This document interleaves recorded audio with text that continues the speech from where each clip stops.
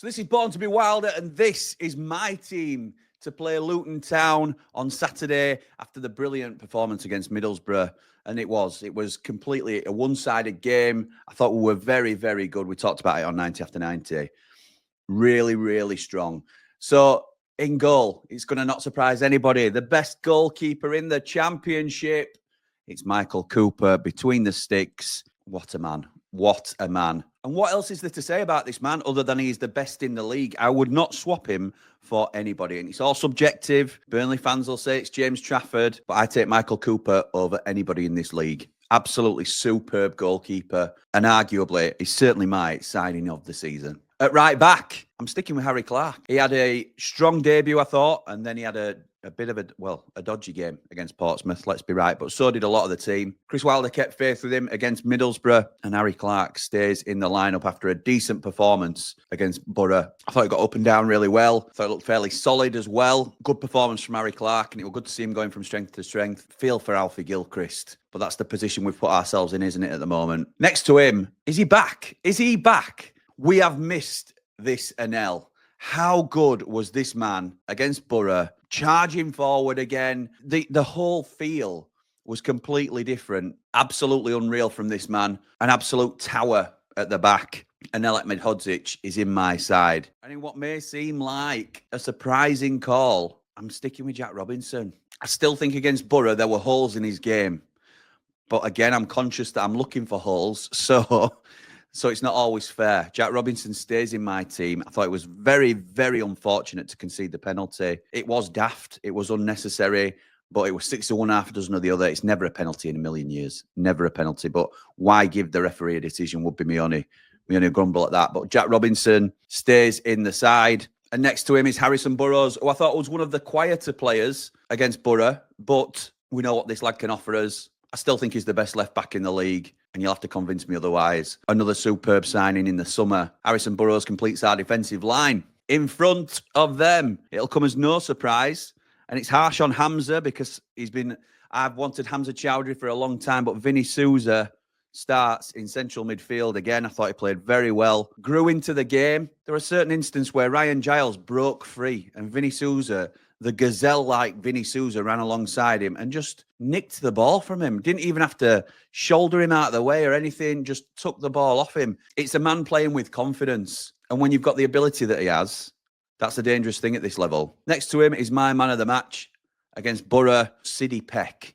Absolutely outstanding. That pass for Brereton Diaz's goal is one of the best passes I have ever seen. And that's a huge statement because we see an awful lot every game. But what a beautiful pass. And that was just the icing on the cake from a brilliant all-action performance. And I know I said it last time, he gets it. He gets it. He has bought into everything about this football club. And I hope he is here for a long, long time to come. If Jack Robinson does come out of the side for whatever reason, who's against giving this lad the armband? Because I think he's everything that we're about. In front of them, I'm going with Gus Hamer on the left-hand side. The first 20 minutes of this game against Borough is the best I think I may have ever seen Gus Hamer. That's how good he was. Everything he was doing was coming off. He looked a threat all the time.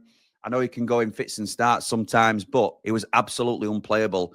He pulled about 4 players onto him at one stage because they just could not deal with him at all. He started to fade as his hamstring gave him some issues, which I hope is not a problem. If it is, then obviously you put BBD in on this side, but Gus Hamer is key to how we work, and he's coming in on the left-hand side. And talking about key to how we work, Callum O'Hare, another brilliant performance from him. Was he better for the rest? Did he have a point to prove to Chris Wilder? Whatever it was, it worked. Is that his best performance in a Sheffield United shirt?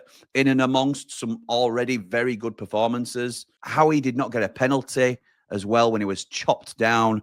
Unbelievable. He was chopped down twice in the box, actually. We were just fortunate that Raksaki put the first one in. But Callum O'Hare stays in the team. Absolutely well-deserved. And speaking of that man, Raksaki, he is over on the right-hand side for me. He were another one that started very brightly, I thought, against Middlesbrough. Faded slightly as the game went on, but obviously got the first goal, got us rolling. And he looked like he had a little bit of a spark back, which we've been waiting for, haven't we? We've been waiting for. I think we've seen it once against Luton, where he controlled the game before he came off. And he did really well first half for us against Borough. But the difference is the quality we can bring off the bench. So when Raksaki does tire and you bring on Ben Brereton and Diaz and you switch him and Hamer over, the options now have levelled us up significantly. I thought Tom Cannon did well. Unfortunately, Wilder confirmed that he's rolled his ankle, and we're going to be assessing that. Because of that, Tyrese Campbell comes into my side, who I thought, again, when he came on, hassled and harried and chased down and pressed. Obviously missed a key chance, one-on-one with a keeper, but they will come. He's getting in the right positions. He's causing defences a problem, looked very sharp, and he's a great player.